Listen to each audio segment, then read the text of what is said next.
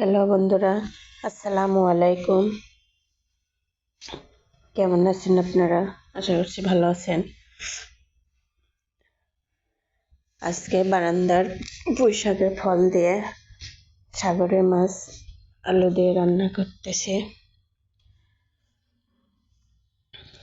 তা একটু মনে হলো যে শেয়ার করি আপনাদের সাথে। এদিকে আবার আলু সিদ্ধ করে নিচ্ছি আলু ভর্তা করার জন্য।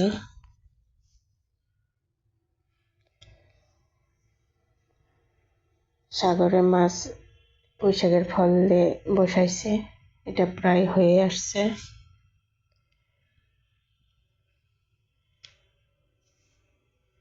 আর এদিকে আলু, মরিচ, লবণ নেব। এটা আমাদের উত্তরবঙ্গের মাটির বাটন বলে, অনেকে বাটনা বলে, আর এটা হচ্ছে আমরা ঘোটা বলি। এইটা দিয়ে আলু ভর্তা করে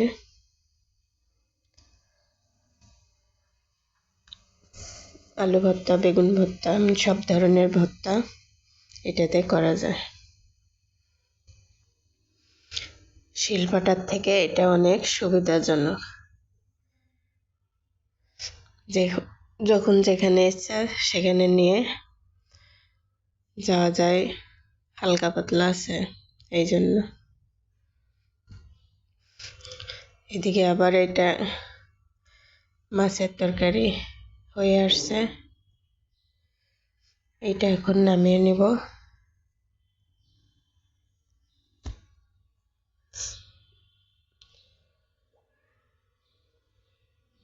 বাসায় টুকিটাকি যা করি তাই আমি শেয়ার করার চেষ্টা করি।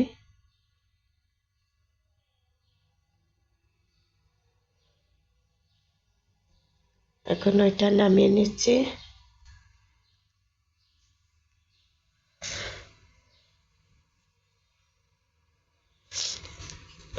রান্না প্রায় শেষের দিকে হয়ে আসছে।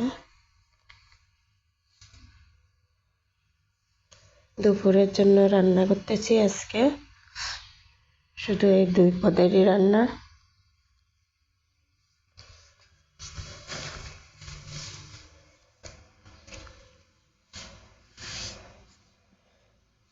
শুরু থেকে দেখাইতেছি,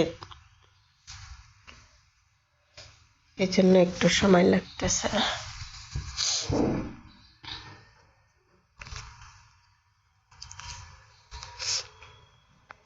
আলুটা এইভাবে ঘাটনি দিয়ে, আলু সেদ্ধটা এইভাবে ঘাটনি দিয়ে ভর্তা বানায়।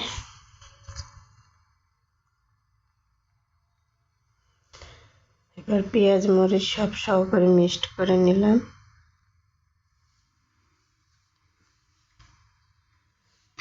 সবগুলো একসঙ্গে মিক্সড করে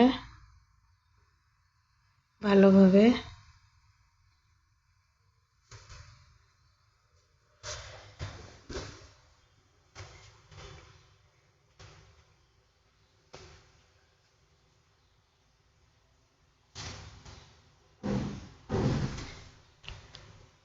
একটু সময় লাগে ভর্তা বানাতে। অনেকে হাতে বানায়, অনেকে গ্লাস দিয়ে বানায়,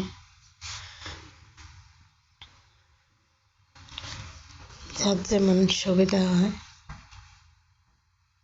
আমার মনে হয় এটাতেই ভালো হয়।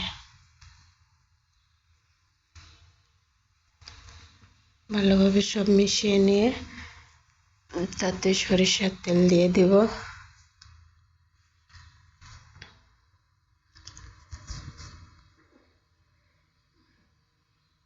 এবার একটু ঘুটনিটা দিয়ে আবার তেলটা মিক্সড করে নেব।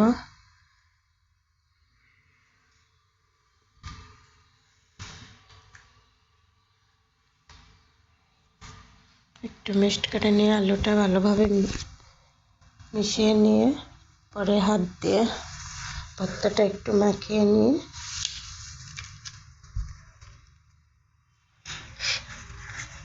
ভালোভাবে মাখিয়ে নিয়ে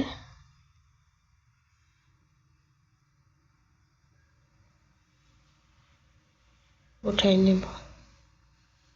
এইভাবে হয়ে যায় আলু ভর্তা। তো আজকে আমার বাসার দুপুরের খাবার হচ্ছে আলু ভর্তা আর সাগরের মাছ দিয়ে, পুঁই শাকের ফল দিয়ে চচ্চড়ি।